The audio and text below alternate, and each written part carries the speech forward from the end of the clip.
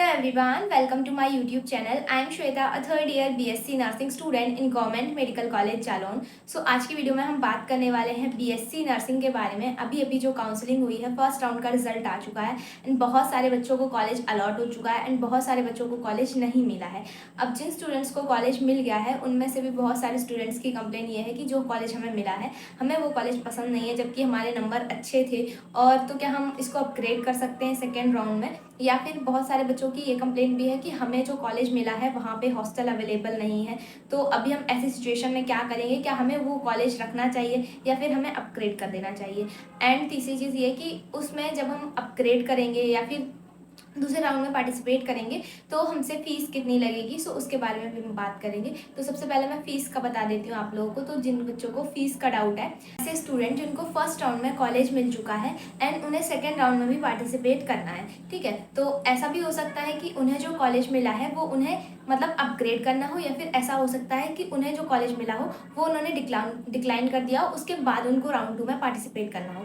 तो ऐसे बच्चे जिनको फर्स्ट राउंड में कॉलेज मिल चुका है, ठीक है, तो अगर वो सेकेंड राउंड में पार्टिसिपेट करते हैं तो उन्हें जो 5,000 रुपये आपका सिक्योरिटी मनी है वो आपको नहीं देना पड़ेगा, बट आपको 500 रुपये राउंड के हिसाब से देने पड़ेंगे. जैसे आप सेकेंड राउंड में पार्टिसिपेट कर रहे हो तो उसके लिए आपको 500 रुपये देने पड़ेंगे. अब ऐसे बच्चे जिनको कोई भी कॉलेज अलॉट नहीं हुआ है फर्स्ट राउंड में और वो अब सेकेंड राउंड में पार्टिसिपेट करने वाले हैं, तो आपको उसके लिए कोई फीस पे करनी नहीं पड़ेगी, मतलब कोई भी फीस नहीं देनी पड़ेगी. आप डायरेक्टली राउंड 2 में पार्टिसिपेट कर सकते हो. उसके लिए ना तो आपको वो 500 रुपये देने हैं, ना ही आपको वो 5,000 रुपये देने हैं. तो आई थिंक फीस से रिलेटेड डाउट क्लियर हो गया होगा. और ऐसे बच्चे मतलब थोड़े कन्फ्यूज़ हैं कि हमने डिक्लाइन कर दिया है तो क्या हमें 5,000 रुपये वापस नहीं मिलेंगे? तो 5,000 रुपये आपको वापस मिलेंगे अगर आप राउंड 2 में पार्टिसिपेट कर रहे हो एंड उसके बाद आपको कॉलेज अलॉट हो रहा है एंड फर्दर प्रोसेस जो भी है, ठीक है. बट उस केस में पैसे आपको वापस नहीं मिलेंगे कि आपको कोई कॉलेज अलॉट हो गया है, ठीक है. उसके बाद आपकी जो टाइमिंग है कॉलेज में रिपोर्ट करने की, उस टाइम ड्यूरेशन में आप कॉलेज में रिपोर्ट करवाने नहीं गए तो आपकी जो सिक्योरिटी मनी है वो फोर्टिफाइड हो जाएगी, मतलब जब्त कर ली जाएगी, आपको वापस नहीं मिलेगी अगर आप कॉलेज की टाइमिंग पे रिपोर्टिंग करवाने नहीं जाते हो तो, ठीक है. और एक और डाउट ये था कि जैसे हमें कोई कॉलेज मिला है, ठीक है, अगर हमें वो कॉलेज छोड़ना है तो क्या हमें हमारे 40,000 रुपये वापस मिलेंगे? तो पहली चीज़, जब तुम्हें कोई कॉलेज अलॉट होता है तो उस टाइम पे तुम्हें अपनी सीट कंफर्मेशन के लिए 40,000 रुपये जो सबमिट करने पड़ते हैं. उसके बाद उन्होंने एक टाइम दिया है, डेट एग्जैक्ट मुझे याद नहीं है, जुलाई की कोई डेट है, ठीक है, लास्ट जुलाई की 21 से 28 ऐसा कुछ जुलाई का टाइमिंग है.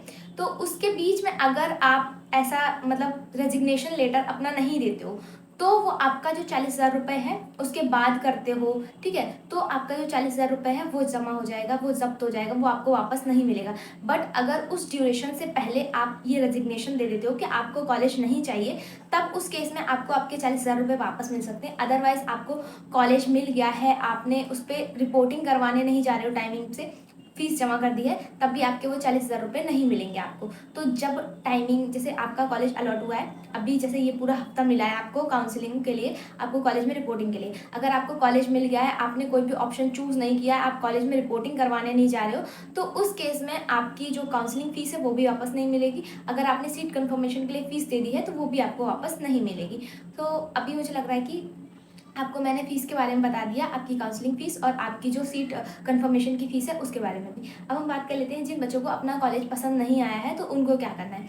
सो ऐसे बहुत सारे स्टूडेंट हैं जिनको कॉलेज मिल गया है, बट वो ये चाह रहे थे कि मतलब नंबर अच्छे हैं तो क्या हम दूसरा कोई कॉलेज ले सकते हैं. फॉर एग्जाम्पल, अभी एक बच्चे का मैसेज आया था जिनको एसएन मेडिकल कॉलेज आगरा मिला है, बट उनका कहना ये है कि वहाँ पर ना हॉस्टल फैसिलिटी अच्छी है, ना मेस की फैसिलिटी अच्छी है, और वहाँ पर पानी वगैरह का भी बहुत ज़्यादा इशू है. तो ये वाली चीज़, और उनको लग रहा है कि उनके नंबर के हिसाब से उनको दूसरा कॉलेज भी मिल सकता है. तो ये चीज़ सही है, मैंने नंबर देखे हैं तो आपको दूसरा कॉलेज मिल सकता है, वो नो डाउट. बट अगर आपको कोई कॉलेज मिला है जैसे एसएन मेडिकल कॉलेज, उनका एकेडमिक जो है वो काफ़ी अच्छा है, तो अगर आप चाहो तो आप उस कॉलेज को रख सकते हो. और रही बात की हॉस्टल फैसिलिटी की, तो जितने भी ओल्ड गवर्नमेंट कॉलेजेस हैं वहाँ पे आपको हॉस्टल बहुत ही मुश्किल है कि मिलेगा, क्योंकि सारी जगह हॉस्टल्स फिल हो चुके हैं. और जहाँ पे आपको हॉस्टल मिलेगा भी तो वहाँ पे ऐसी कंडीशन होगी, या तो वो 2 रूममेट के साथ रख रहे होंगे या फिर 3 रूममेट के साथ रख रहे होंगे. और जो न्यू गवर्नमेंट कॉलेज हैं काफ़ी जगह हॉस्टल है ही नहीं, और जहाँ पे हॉस्टल है वहाँ पे भी फिल हो चुके हैं. जैसे मैं अपने कॉलेज की बात करूँ तो यहाँ पे हॉस्टल था बट फिल हो चुका है, तो इस बार उन्होंने पोर्टल पे हॉस्टल नहीं शो किया है और हॉस्टल मिलेगा भी नहीं बच्चों को. तो जो भी अपकमिंग स्टूडेंट्स हैं ठीक है, उनको बाहर रहना पड़ेगा रेंट पे। हालांकि जैसे कोई हमारे कॉलेज में आ रहा है जीएमसी जालौन में, तो यहाँ पे आसपास मतलब बहुत सारे आपको रूम्स मिल जाएंगे जहाँ पे आप इजीली रूम लेके रह सकते हो। मैंने बताया भी था प्रीवियस वीडियो में कि आप 2500 से 4000 रुपये के बीच में मतलब आपको कोई अच्छा सा रूम मिल जाएगा। एंड खाने के लिए भी इतनी दिक्कत नहीं होगी आपको यहाँ पे, क्योंकि टिफिन सर्विसेज अवेलेबल हैं। और ये मुझे लगता है मेरे कॉलेज का ही नहीं, ये मोस्टली कॉलेजेस में आपको मिल जाएगी फैसिलिटी, क्योंकि जहाँ पे कोई कैंपस होता है तो वहाँ पे रूम्स वगैरह ईजिली मिल जाते हैं। और टिफिन सर्विसेज तो ऑलमोस्ट हर जगह ही मिल जाएंगे आप लोगों को। तो हॉस्टल के लिए आप लोग इतना परेशान मत हो कि हमें हॉस्टल नहीं मिल रहा है तो हमें दूसरा कॉलेज चाहिए। आपको अगर कोई कॉलेज मिला है एंड वो कॉलेज अच्छा है, जहाँ का अकेडमिक अच्छा है, ओवरऑल वहाँ का क्लिनिकल वगैरह सब अच्छा है, अगर कॉलेज पुराना है, तो मेरे अकॉर्डिंग जो मेरा सजेशन है कि आपको ले लेना चाहिए। जब मुझे ये कॉलेज मिला था तो मतलब उस टाइम पे मैं जो चाह रही थी कि मुझे सैफई वाला कॉलेज मिल जाए, क्योंकि वो वाला मेरे घर से काफ़ी पास है। ये भी घर से ज़्यादा दूर नहीं है, और मैंने ये इसीलिए चूज़ किया था क्योंकि मुझे अपने घर से ज़्यादा दूर नहीं जाना था। तो जब मुझे ये वाला कॉलेज मिला था तो मुझे इतना पता भी नहीं था यहाँ के बारे में, बट पापा बोले कि ठीक है अब मिल गया है तो रहने दो, क्योंकि मतलब ये था घर वालों को कि चलो कॉलेज मिल गया है, अब बस जो मिल गया है उसी में खुश रहो, फालतू में ज़्यादा परेशान होने की ज़रूरत नहीं। राउंड 2 में पार्टिसिपेट करेंगे, पता नहीं कॉलेज मिलेगा या नहीं मिलेगा। एंड उस टाइम पे हम लोगों को इतनी ज़्यादा नॉलेज भी नहीं थी काउंसलिंग वगैरह की, तो हमने ये वाला कॉलेज ठीक है डन कर दिया था। नेक्स्ट डे ही आके हमने काउंसलिंग करा ली थी एंड सारा प्रोसेस ख़त्म कर दिया था। तो मतलब मेरा कहने का ये है कि अगर आपको कहीं पे हॉस्टल फैसिलिटी की वजह से आपको दिक्कत हो रही है कॉलेज की वजह से, ठीक है, तो आप ले लो, इतना कोई वो नहीं है, ठीक है, क्योंकि हॉस्टल फैसिलिटीज़ आपको मोस्टली जगह पे नहीं मिलेगी। अभी जो कंडीशन चल रही है उसके अकॉर्डिंग मैं बता रही हूँ। एंड अगर आपको लग रहा है कि कॉलेज जो आपको मिला है वो सही में अच्छा नहीं है, या फिर आपके नंबर के हिसाब से आप ज़्यादा अच्छा कॉलेज डिजर्व करते थे, तो आप या तो अपग्रेड कर दो। और मैं बताऊँ, अगर आपके नंबर ज़्यादा अच्छे नहीं है तो आप डिक्लाइन मत करो, क्योंकि डिक्लाइन करने पे वो जो सेकंड राउंड की काउंसलिंग है, ऐसा मुझे लगता है कि सेकंड राउंड में आपकी कट ऑफ थोड़ी सी बढ़ जाती है। अब इसका मैं रीज़न बताती हूँ कि कट ऑफ क्यों बढ़ जाती है। बहुत सारे ऐसे बच्चे होते हैं जिनको पता ही नहीं होता है कि कॉलेज किस प्रेफरेंस लिस्ट में हमें भरना चाहिए, वो चॉइस फिलिंग सही नहीं करते हैं। बट जब सेकंड राउंड आता है तो उस टाइम पे वो लोग अपनी चॉइस फिलिंग सही से कर लेते हैं, मतलब कॉलेज का जो सिक्वेंस होता है वो सही से भर लेते हैं, ठीक है। तो एक तो वो रीज़न हो गया। दूसरा रीज़न ये कि बहुत सारे बच्चों के डॉक्यूमेंट्स नहीं बने होते हैं फर्स्ट राउंड में, जो वो सारे डॉक्यूमेंट्स प्रिपेयर करा लेते हैं सेकंड राउंड में, तो सेकंड राउंड में वो लोग पार्टिसिपेट करते हैं। एंड बहुत सारे ऐसे पिछड़े हुए बच्चे रहते हैं जिनको पता ही नहीं चलता कि काउंसलिंग स्टार्ट हो गई है, तो सेकंड राउंड तक उनको भी अच्छे खासे से पता चल जाता है कि काउंसलिंग स्टार्ट हो गई है, अब हमें पार्टिसिपेट करना चाहिए। तो ये चीज़ें रहती हैं। और देखो, अभी देखो नीट का पेपर हो चुका है, तो ऐसे बहुत सारे बच्चे होंगे जिन्होंने यूपीसी नेट भी दिया होगा। एंड नीट का पेपर इतना टफ आया है कि आपको भी पता है कि मतलब क्या ही लेवल आया है इस बार। तो बहुत सारे बच्चे जो नीट के लिए प्रिपेयर कर रहे थे, अब उन्हें इतना पता चल गया है कि उनका नीट में नहीं होगा, तो ऑब्वियसली वो सेकेंड राउंड में भी काउंसलिंग कराएंगे। तो ये 3-4 रीजन्स की वजह से मुझे लगता है कि कट ऑफ हाई जाएगी, और जो सेकेंड राउंड की कट ऑफ होती है वो थोड़ी सी वैसे भी हाई जाती है। जो आपकी लास्ट राउंड की कट ऑफ होती है वो थोड़ी सी गिरती है, बट सेकेंड राउंड की कट ऑफ फर्स्ट राउंड से थोड़ी सी ज़्यादा ही जाती है।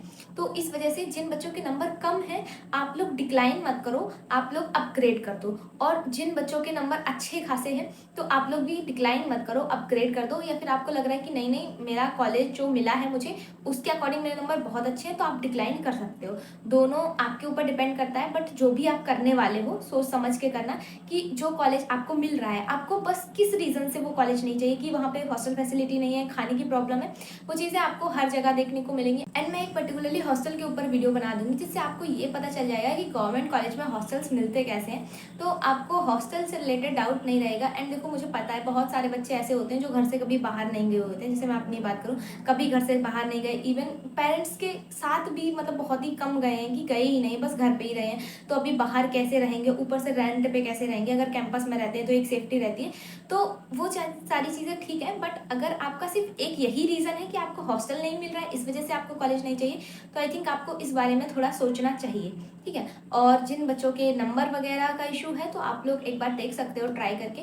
हालांकि मैंने आपको इस वीडियो में सारी चीज़ें बता दी हैं कि आपको कब फीस पे करनी है, कब नहीं करनी है, ठीक है। हॉस्टल की वजह से अगर आपको कॉलेज नहीं अच्छा लग रहा है तो आपको इस पर सोचना चाहिए, बट अगर आपके नंबर काफ़ी अच्छे हैं जिस हिसाब से आपको कॉलेज मिला है, तो आपको डेफिनेटली उसको आप डिक्लाइन करके फिर राउंड 2 में पार्टिसिपेट करो, नंबर बहुत अच्छे नहीं है तो आप उसको अपग्रेड करके राउंड 2 में पार्टिसिपेट करो। एंड अगर कॉलेज अच्छा लग रहा है, ठीक है, सारी फैसिलिटीज़ हैं वहाँ पे, या फिर तुम्हें ऐसा लग रहा है तुम्हारे नंबर के अकॉर्डिंग ठीक ठाक कॉलेज ही मिल गया है, तो तुम उसको रख सकते हो एंड सीट को फ्रीज कर सकते हो। या फिर अभी फ्रीज मत करो, पहले जाके कॉलेज में एक बार घूम आओ, देख आओ, कॉलेज के बारे में पता कर लो, क्योंकि काफ़ी चीज़ें ऊपर ऊपर से इतनी अच्छे से नहीं पता रहती। इवन एज अ स्टूडेंट जैसे मैं आपको बहुत सारी चीज़ें अपने कॉलेज के बारे में बताती हूँ, बट मैं वही बताती हूँ जो मुझे एग्जैक्ट पता होती हैं। बहुत सारी चीज़ें नहीं पता चल पाती हैं, जो कि आपको फैकल्टी से जब आप बात करोगे तभी आपको पता चलेंगी। तो इस वजह से आपको एक बार कॉलेज में ज़रूर विजिट करना चाहिए, उसके बाद ही आपको अपना जो भी आगे का डिसीजन है वो लेना चाहिए। आज की वीडियो के लिए इतना ही है। आई होप आपको समझ में आया होगा जो भी मैंने इस वीडियो में समझाया है। एंड देखो, मेरी एक रिक्वेस्ट है कि पहले आप पूरा वीडियो देखा करो, उसके बाद ही कमेंट किया करो, क्योंकि बहुत सारे बच्चे अभी यही उनकी सुई इसी पे अटक जाएगी कि मैं गवर्नमेंट कॉलेज में पढ़ रही हूँ या प्राइवेट कॉलेज में पढ़ रही हूँ, जबकि मैं ये वीडियो में 4 बार बोल चुकी हूँ कि मेरा गवर्नमेंट कॉलेज है। तो आप लोग पहले वीडियो पूरा देखना, उसके बाद अगर आपका कोई भी डाउट बचता है तो आप पूछ सकते हो, ठीक है, कमेंट बॉक्स में। बाकी देख लो एक बार कॉलेज को अच्छे से, सारी चीज़ें पता कर लो, उसके बाद ही कोई डिसीजन लेना, जल्दबाजी नहीं करना, आराम से, अभी टाइम है, अभी पूरा हफ्ता है आपके पास सोचने के लिए, तो उसके अकॉर्डिंग आप देख सकते हो। बाकी आज की वीडियो के लिए इतना ही है, मिलते हैं नेक्स्ट वीडियो में, बाय बाय।